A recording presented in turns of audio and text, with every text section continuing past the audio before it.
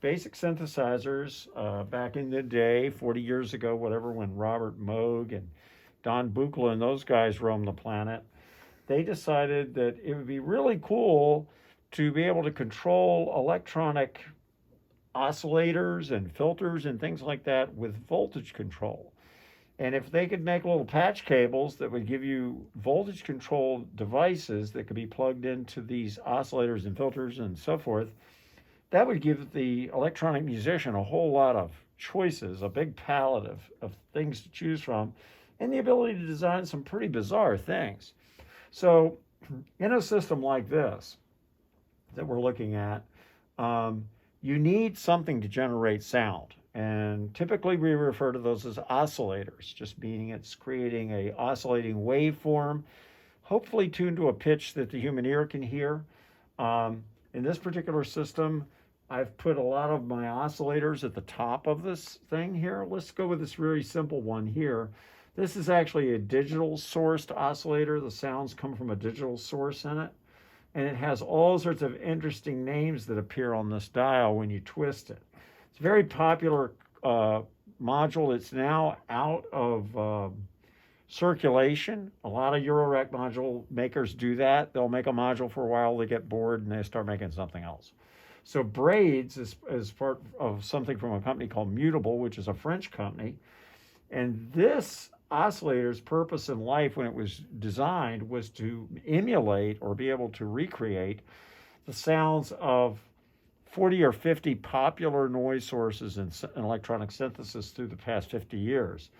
So it can do a variety of sounds. To control its pitch, you need voltage control, though. Or you can just twist the knob. That'll do it too. But voltage control is the preferred way to go. Let's see what this thing sounds like. Let's just pull it up. All right now it's at a very low frequency. You can vary that pretty easily. And a more interesting way of varying that is to use voltage control. So we've got a couple of choices in here. Let's kill that for a second. In voltage control, a whole variety of modules have been realized through the years that use voltage control in various ways to give the synthesis some interesting options to do things.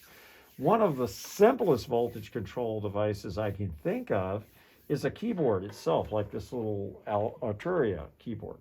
The higher up the keyboard you go, the higher the voltage is generated on the output, which shows up somewhere over here on one of these things. We'll find the voltage control output. Here it is. This is the voltage control output. Let's see how it works. Let's plug it into our module here. We're going to plug it in voltage control per octave jack, connecting the keyboard's voltage control out to that module.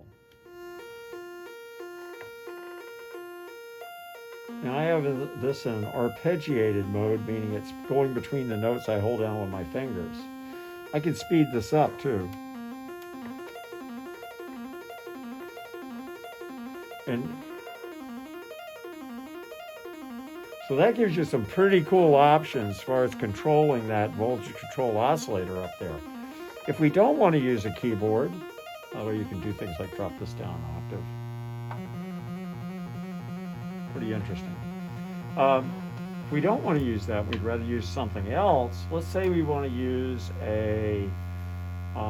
let's use a voltage controlled ramp. This is from a module by a company called Make Noise called Maths. And Maths' job is to create timed ramps, voltage ramps. Let's see what exactly that means. We take this, plug it into the voltage control input. We can get sweepy kind of things. If we change the fall time, we can create a siren.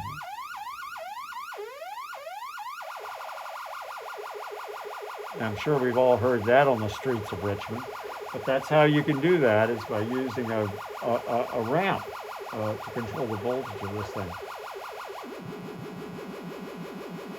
And you can control the amount of influence it has by using a knob like this controller here.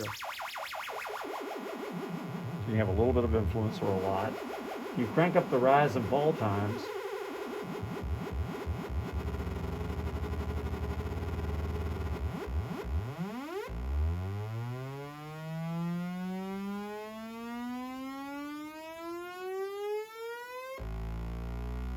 you can get very, very, very long sweeps. This will go back down eventually.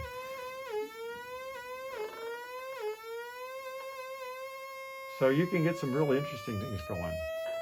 Okay, so let's pull that out. Let's say you want something that's more controllable but not a keyboard. You can use something called a sequencer. Now this little device here, you can see it stepping through. It's got all these little faders and these little potentiometers, and you can see it stepping through a pattern. Well, what does that sound like? Well, let's find out. Patch that into here.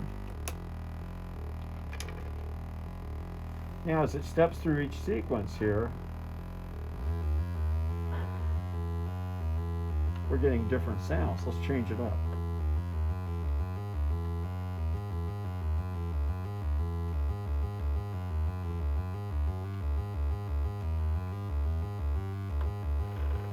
Now these devices have the ability for either you to pick just random voltage values or quantized voltages that actually correspond to the notes of the Western scale. So you can actually have half steps, whole steps, that kind of idea. You can also control the speed of this, and to control the speed of anything in a synth system like this, you use a clock to do it. If we go back over here to our clock settings, I can set tempo over here by going to the tempo. So I can get speed going quite fast. The nice thing about having a central clock module like this is I can plug everything into the clock. If I change anything here, it'll all stay in step with each other, stay in sync. So that's a really good way to go. The flashing LEDs are actually showing you the various clock signals coming out of it. And you can go into any channel on this device, like channel 1, which is controlling probably, well, it's controlling the speed of the sample and hold module. That's another thing we could use to control the sound of this. Let's say we just wanted it to be random. We didn't really care what notes it went to. We could put a random sample and hold type source into it. And here you don't know what's going to happen. You can change some knobs to influence it. If we hear something we like, we can also lock it in.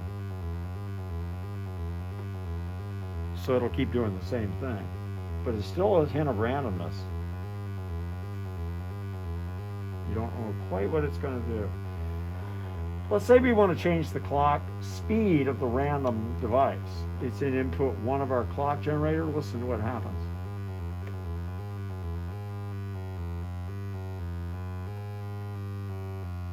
And I'm affecting that by changing the multiplier of the clock. Now it's going 2 times clock frequency. If I wanted to go 4 times, that's 4 times. So you get the idea of how this works. Now, let's say I don't want a nice, smooth, oscillated sound like that, or maybe I want a different sound. I can pick different tone sources.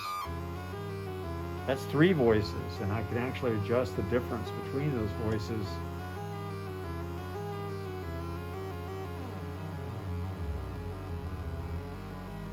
So it's playing kind of a chord. There's a few of those 3 things. There's also interesting things in here like a voice.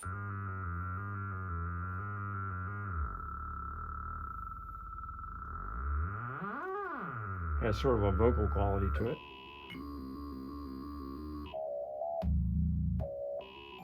Great for making robot voices and things like that. So interesting tone source. But let's say we want something that's more percussive, something that's being generated that's just sort of percussion. It's quick and goes away after it modulates. Let's try that. See what we get. Let's go over here to this module. I'll turn that one off. Now all of a sudden we've got something that's totally different. It's actually kind of organic sounding, like a log drum almost, or a plinky kind of a. I can change the damping.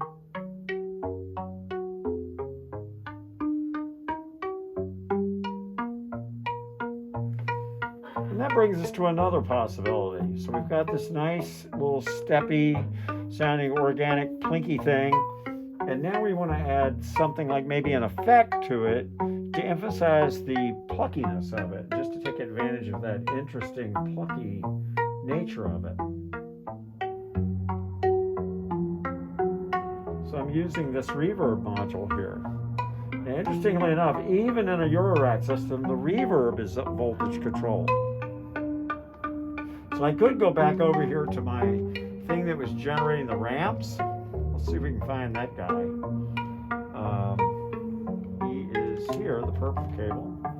We're going to plug it in the reverb, and we're going to plug it in the reverb size, just to make things really interesting.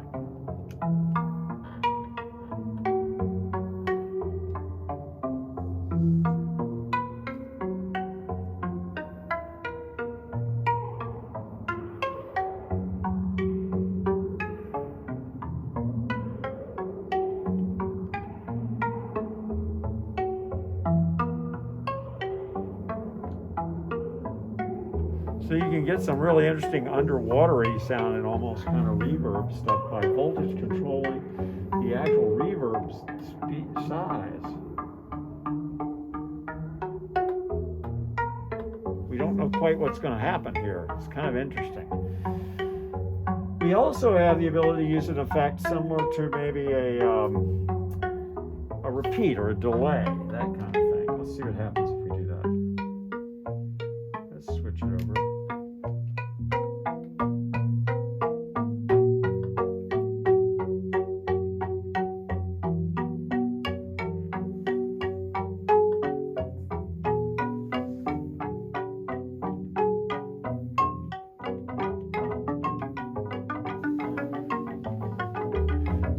Get some very interesting things happening by changing delay time and having it do some cool things. And if you kill it, it'll slowly fade out